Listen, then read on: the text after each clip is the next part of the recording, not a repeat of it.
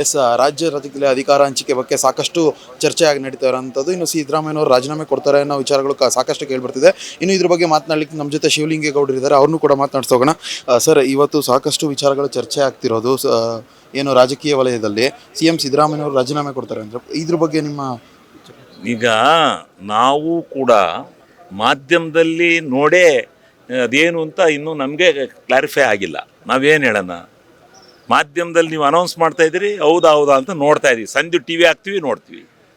ನೀವು ನಮಗೆ ತಿಳಿದು ಬಂದ ಸುದ್ದಿ, ಇದೀಗ ಬಂದ ಸುದ್ದಿ ಅಂತ ಹಾಕ್ತೀರಿ, ನಾವು ನೋಡ್ತಾ ಇದ್ದೀವಿ.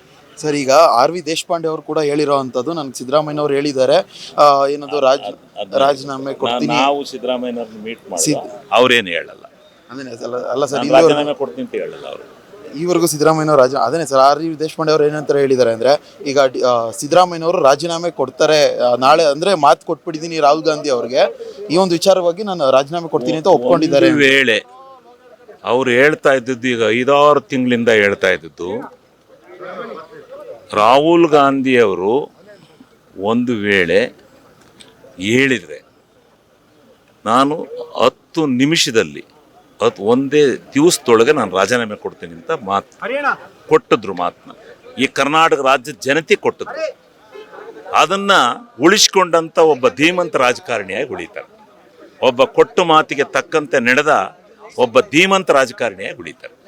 ಸರ್, ಇನ್ನು ಸಂಪುಟ ಪುನರ್ರಚನೆ ಏನಾದರೂ ಆಗುವಂಥ ಸಂಭವ ಬಂದರೆ ಇನ್ನು ಸಚಿವ ಸ್ಥಾನ ಆಕಾಂಕ್ಷಿ ಏನಾದರೂ? ಅಲ್ಲ, ಸಚಿವ ಸ್ಥಾನ ನಾನು ಮೊದಲಿಂದ ಆಕಾಂಕ್ಷಿ. ನಾನು ಪಾರ್ಟಿ ನಾನು ಬಂದಿದ್ದೆ ನನ್ನನ್ನು ಸಚಿವರು ಆಗಬೇಕು ಅಂತ, ಕೊಡ್ತೀವಿ ಅಂತ ಹೇಳಿದರು. ಅದು ಹಾಸನ ಜಿಲ್ಲೆಯಲ್ಲಿ ನಾನು ಒಬ್ಬನೇ ಕಾಂಗ್ರೆಸ್ನಿಂದ ಗೆದ್ದಿರೋನು. ಅದು ಧರ್ಮವಾಗಿ, ರಾಜಕೀಯದ ಧರ್ಮವಾಗಿಯೂ ನನಗೆ ಮಾಡಬೇಕು. ಅದನ್ನು ಮಾಡ್ತಕ್ಕಂಥದ್ದು ಹೈಕಮಾಂಡ್ಗೆ ಮತ್ತು ಪಕ್ಷದ ನಾಯಕರಿಗೆ ಬಿಟ್ಟಿದ್ದು. ಇದಿಷ್ಟು ಶಾಸಕರಾದಂತಹ ಶಿವಲಿಂಗೇಗೌಡರ ಮಾತಾಗಿರುವಂಥದ್ದು. ಕ್ಯಾಮ್ರಾ ಪರ್ಸನ್ ಗುರು ಜೊತೆ ಜೀವನ್, ಅಶ್ವೇಗ ನ್ಯೂಸ್, ಬೆಂಗಳೂರು.